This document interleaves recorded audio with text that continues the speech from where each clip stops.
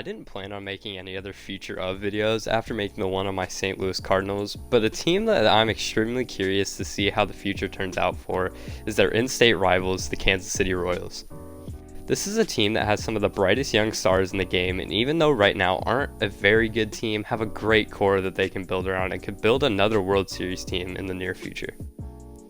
To start, let's take a look at the infield the Royals have. Behind catcher, as of now, they have Salvador Perez. Now, I think we will see Salvi at catcher maybe even at the start of next year or somewhere in the 2023 season, but Salvi most likely will lose the role.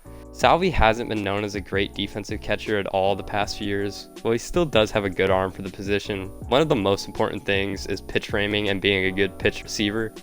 Salvi has been one of the worst at the position at these two things, and that's why I think MJ Melendez will take the sole catcher role in the 2023 season, and Salvi will move to DH while playing catcher on the side.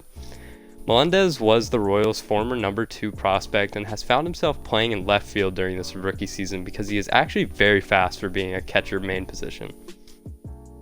Melendez definitely won't be the hitter Salvi is, but he will provide more defensive value while being an average hitter. Moving to first base, the Royals recently called up their number 1 prospect, Nick Prado. Prado is struggling in his first 24 games, but it's 24 games, you can't exaggerate it, and he is only 23, so he has some time to figure things out. But his counterpart Vinny Pasquantino has been lighting things up in his first 40 games, and since August 1st has actually been hitting .319 with a .965 OPS. But I don't expect him to be a huge piece of the team in the future, but he could be a bat that comes in off the bench or starts a few games. Now let's look at the middle infield. At second, the Royals have Nicky Lopez. Lopez can play both shortstop and second base and has had a very productive 2021 where he hit 300 and had a 104 OPS plus while playing great defense.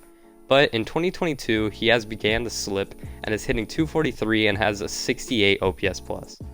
The other middle infield guy who plays when he is healthy is Adalberto Mondesi. Mondesi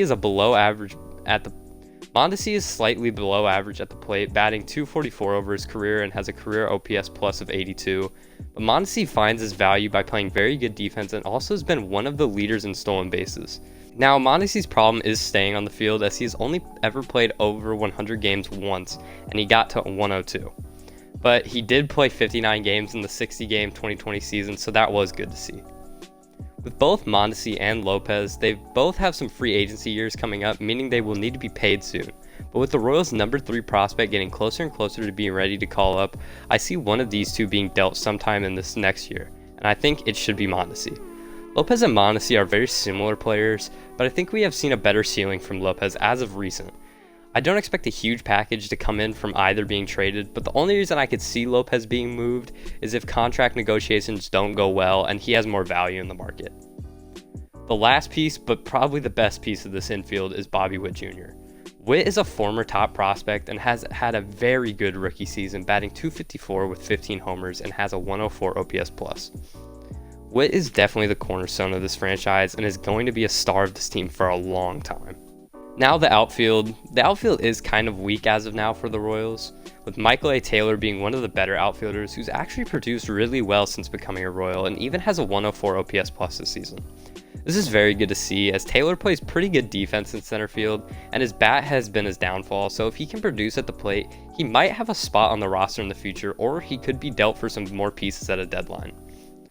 The second outfielder is Kyle Isabel, who made his debut last year and is still a rookie but hasn't made too much noise in the bigs and just plays average defense with a below average bat, so I don't see him having a spot on the team unless he starts to develop.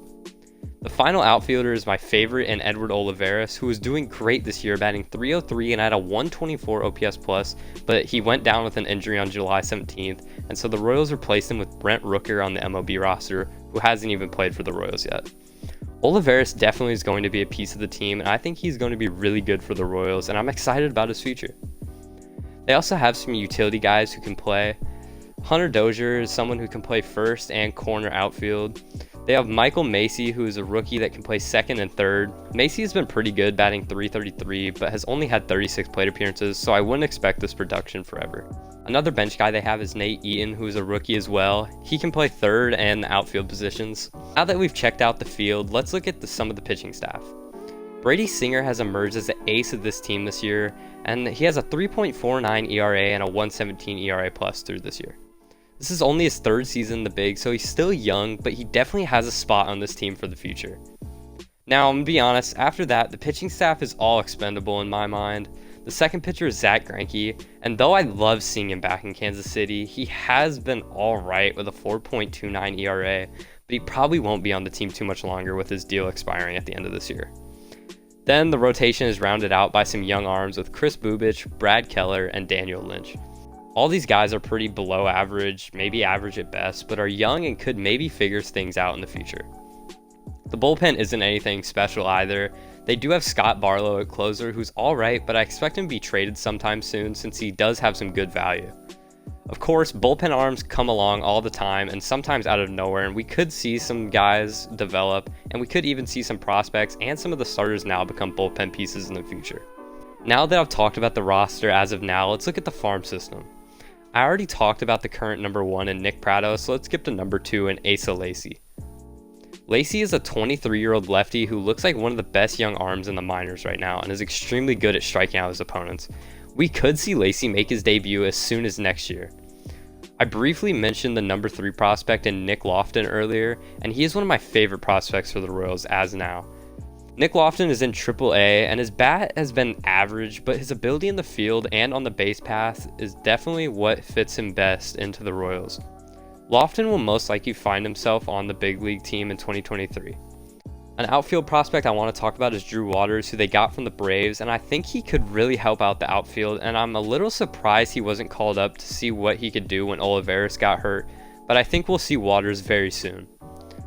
There's plenty of other prospects I'm not going to go in depth to, like their many pitcher prospects like Jonathan Bolin, who's their number 5 prospect, Frank Mozzicato, who is their number 3, and Ben Cudrena. They also have another outfielder in Eric Pena who could be pretty good. I really believe this Royals team could turn into a very good team in the American League, and I think they have the potential to take the AL Central in a few years since that doesn't look like it's the best division in the near future. If you guys did enjoy the video, please make sure to like and subscribe because this video did take me a little longer because I had to do a lot more research compared to my Cardinals video as I didn't know as much about the Royals. But let me know if you guys want this to be more of a series, and I'll see you guys in the next one. Peace out.